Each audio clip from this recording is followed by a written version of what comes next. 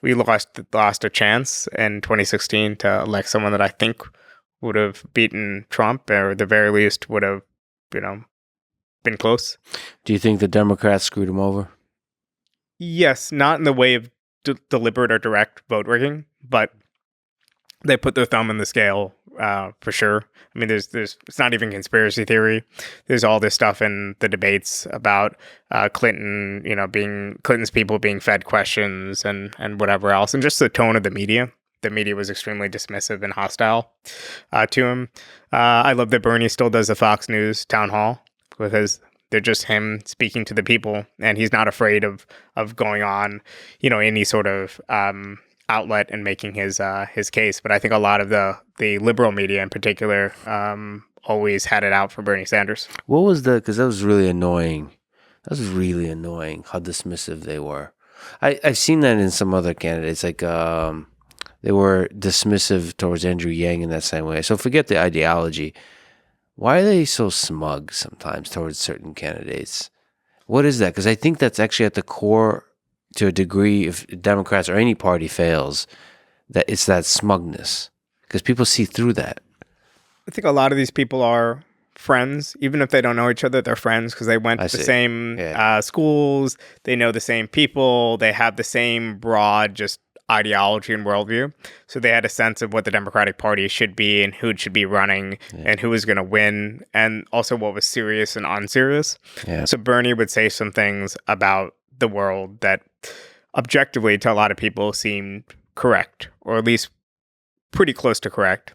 And a journalist would just look at him like he was from outer space. To some extent, this also happens to people on the right. People on the right often say things that I find repulsive or just wrong, but there's parts of the media that would describe their certain views as illegitimate or outside the boundaries of acceptable conversation.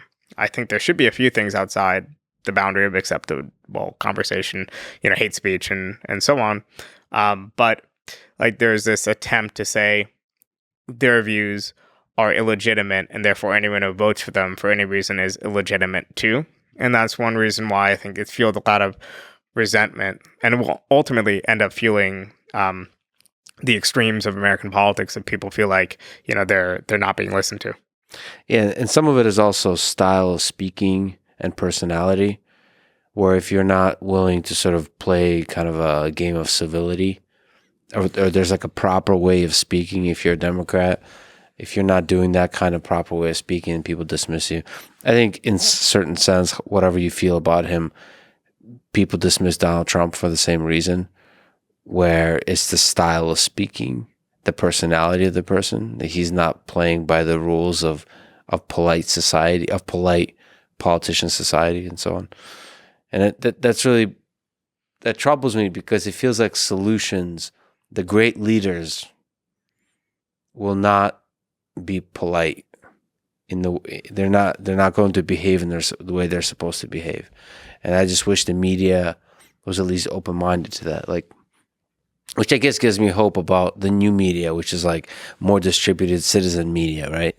That they're more open-minded to the revolutionary, to the outsiders, right? I actually I really like Bernie Sanders.